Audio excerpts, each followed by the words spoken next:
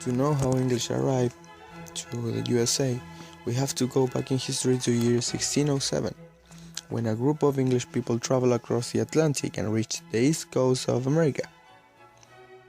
They were not the first British people to arrive nor the first European, because in 1585 and 1587, English settlers had tried to settle in North Carolina, and the Spanish had been living in Florida since 1565. In 1620, more people followed and arrived to Massachusetts. By this time, England and other European countries started taking African people and selling them as slaves in America.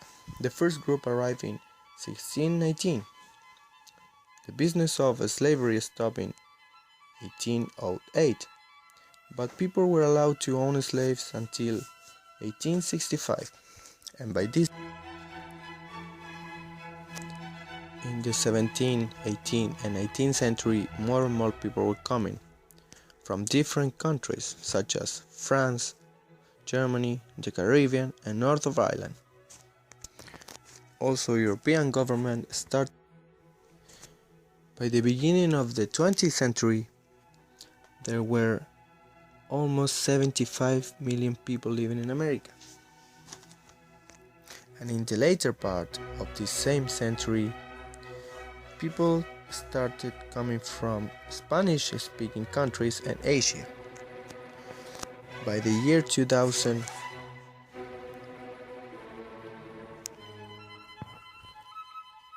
why is all this important? It is because English developed from all the languages used in the USA in that time. When the settlers arrived, there were many things for them that needed names in English. They named them in very different ways. They used English words to name things that were similar in the United States and in Britain, such as Blackbeard. Also, they made new words compounding English words, for example, backwoods and bluegrass. Some part of the country were controlled by the Spanish and the French. They were named with the Spanish and French names, such as Illinois, Detroit, and St. Louis, and San Francisco, Los.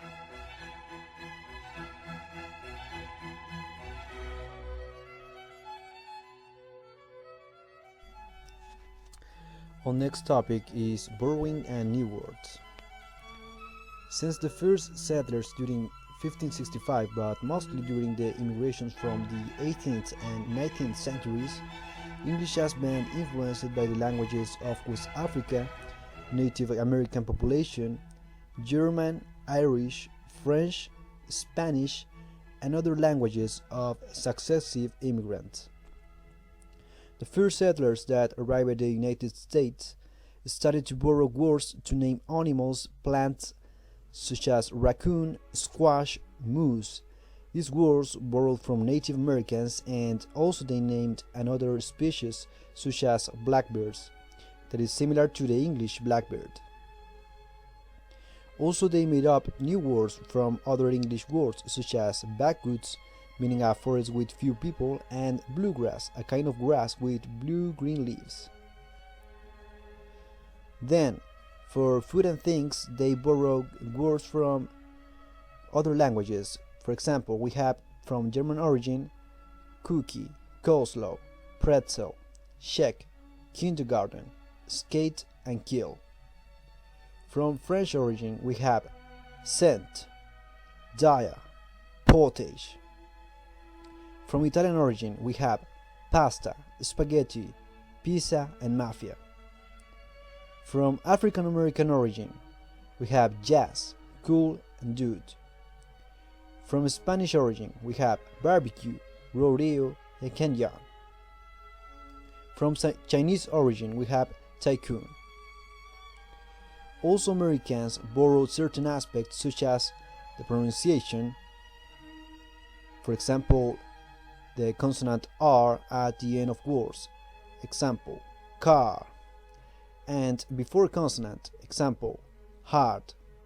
This as the early settlers did. Expressions also were borrowed from settlers. For example, to face the music, meaning to accept unpleasant results of your actions. To kick the bucket, meaning to die.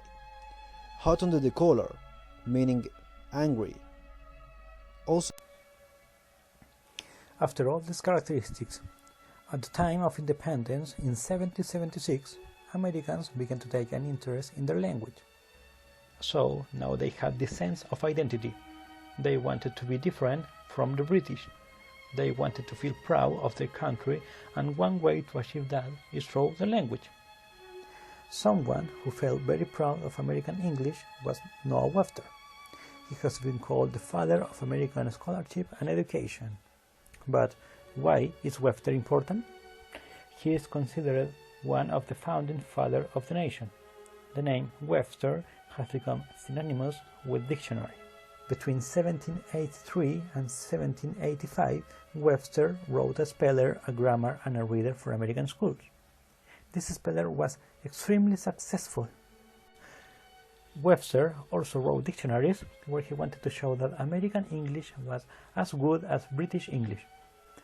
His famous work was An American Dictionary of the English Language, and it gave American English the same importance as British English. In his dictionaries, Webster suggested new spellings, and many of these are now the accepted American spelling.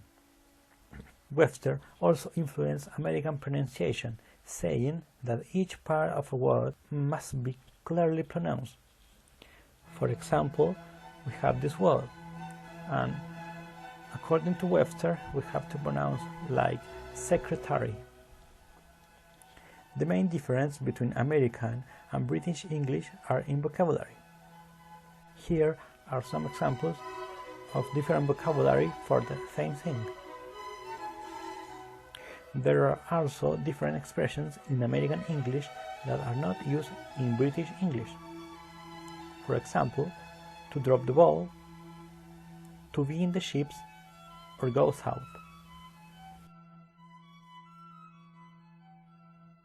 Have okay, supermarket, teenager, fast food has been completely accepted in British English. Here we have a list of different spellings according to British and American English. Although there are clear differences between American and British English, nowadays the internet have helped people on both sides of the Atlantic to understand each other English more easily.